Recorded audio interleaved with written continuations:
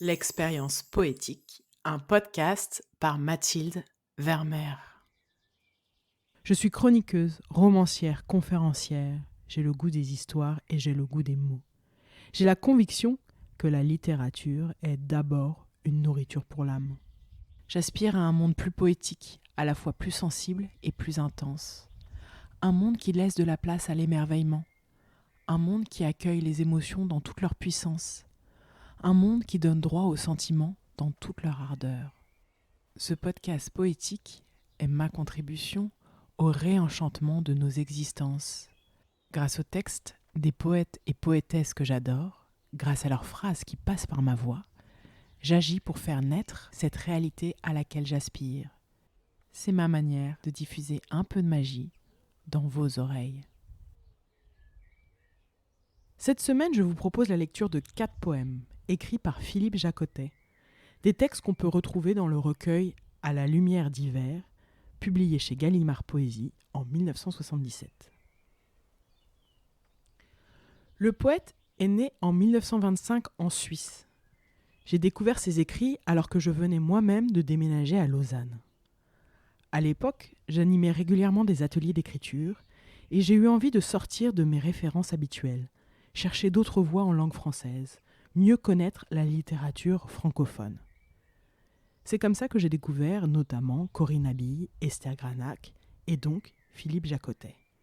3 auteurs dont je suis particulièrement tombée amoureuse.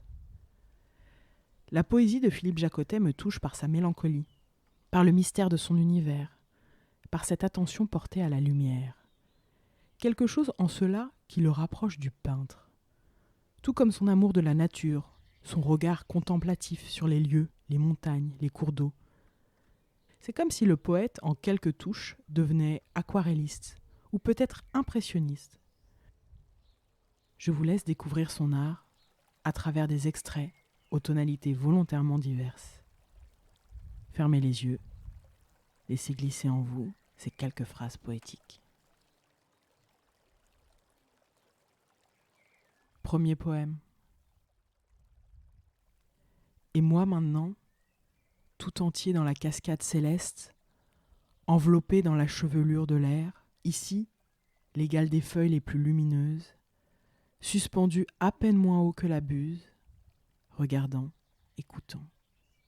Et les papillons sont autant de flammes perdues, les montagnes autant de fumée. Un instant d'embrasser le cercle entier du ciel, autour de moi, j'y crois la mort comprise.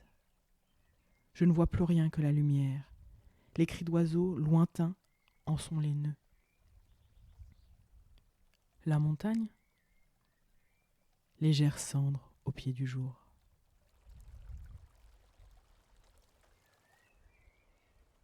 Vous le voyez le tableau? La montagne faite de cendres? Allez, une autre couleur, un portrait cette fois-ci. Deuxième poème. Elle s'approche du miroir rond, comme une bouche d'enfant qui ne sait pas mentir, vêtue d'une robe de chambre bleue qui s'use elle aussi. Cheveux bientôt couleur de cendre sous le très lent feu du temps. Le soleil du petit matin fortifie encore son ombre.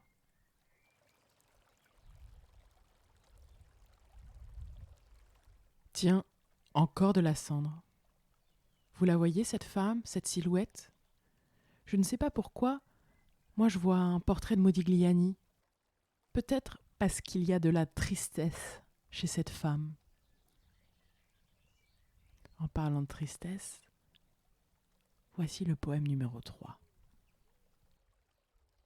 Les larmes quelquefois montent aux yeux, comme d'une source. Elles sont de la brume sur des lacs, un trouble du jour intérieur, une eau que la peine a salée. La seule grâce à demander aux dieux lointains, aux dieux muets, aveugles, détournés, à ces fuyards. Ne serait-elle pas que toute larme répandue sur le visage proche, dans l'invisible terre, fit germer un blé inépuisable?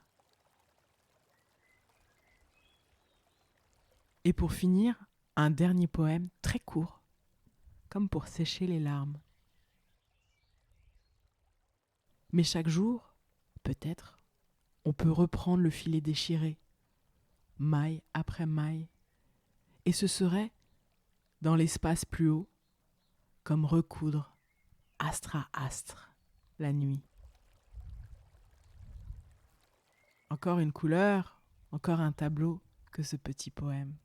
C'est marrant là, je vois les ciels de Van Gogh. Et je vous laisse avec cette image. Je vous invite à réécouter ces textes.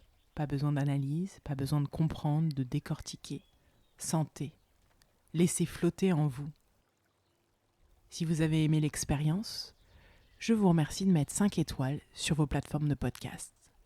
Puis, en attendant le prochain épisode, retrouvez-moi sur Facebook et Instagram, @MathildeVermeer, pour d'autres contenus littéraires qui viendront nourrir votre sensibilité et votre besoin de profondeur. Enfin, pour soutenir ce projet, retrouvez le lien Tipeee en description de l'épisode. Je vous dis rendez-vous lundi prochain pour une nouvelle bulle poétique.